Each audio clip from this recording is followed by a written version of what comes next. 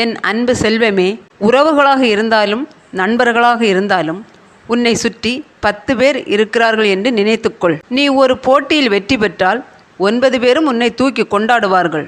ஒருவன் உன் பின்னால் உனக்கு குழியை தோண்டி கொண்டிருப்பான். கண் தெரியாமல் அந்த குழிக்குள் விழுந்து விடாதே.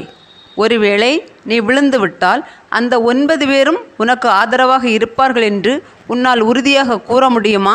சரி, 5 பேர் உனக்கு ஆதரவாக இருந்தாலும் 4 பேர் அவனுக்குத்தான் ஆதரவாக இருப்பார்கள். அப்படியும் இல்லை என்றால் அந்த 9 பேரும் அவனுக்குத்தான் ஆதரவாக இருப்பார்கள். ஏனென்றால் நடிப்புக்கு அவ்வளவு சக்தி உண்டு.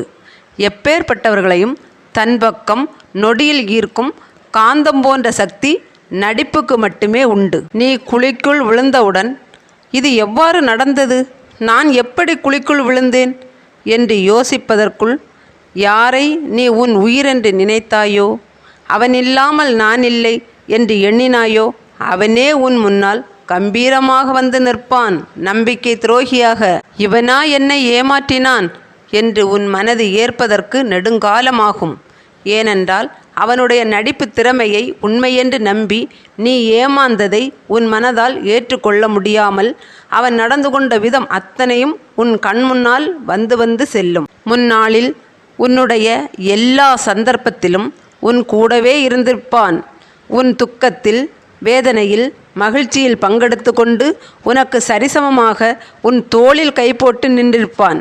நீ கடல் தாண்டி சென்று கற்று வந்தால் கூட இப்படி ஒரு திறமையை வெளிப்படுத்தியிருக்க மாட்டாய்.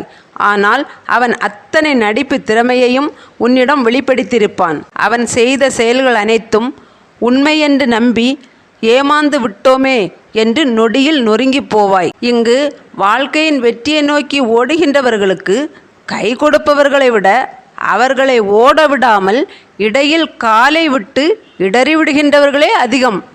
அதனால் யாரையும் முழுமையாக நம்பிவிடாதே. இவ்வுலகில் நன்றாக வாழ்ந்தவர்களை விட துரோகத்தால் வீழ்ந்தவர்களே அதிகம். அதனால் வாழ்க்கையில் எப்போதும் ஒரு தெளிவோடு இரு. நான் அவர்களின் சிறு சிறு மாற்றங்களை உனக்கு காட்டி தருகின்றேன். அதை கவனிக்க தவறிவிடாதே. நீ வாழ்க்கையில் ஒவ்வொரு அடி எடுத்து வைக்கும் போதும் என்னை மனதார நினைத்துக்கொள். நீ ஓர் அடி எடுத்து வைக்கும் முன்பாக என் காலடியை பதித்து விடுவேன். நீ பாதுகாப்பாக செல்லலாம்.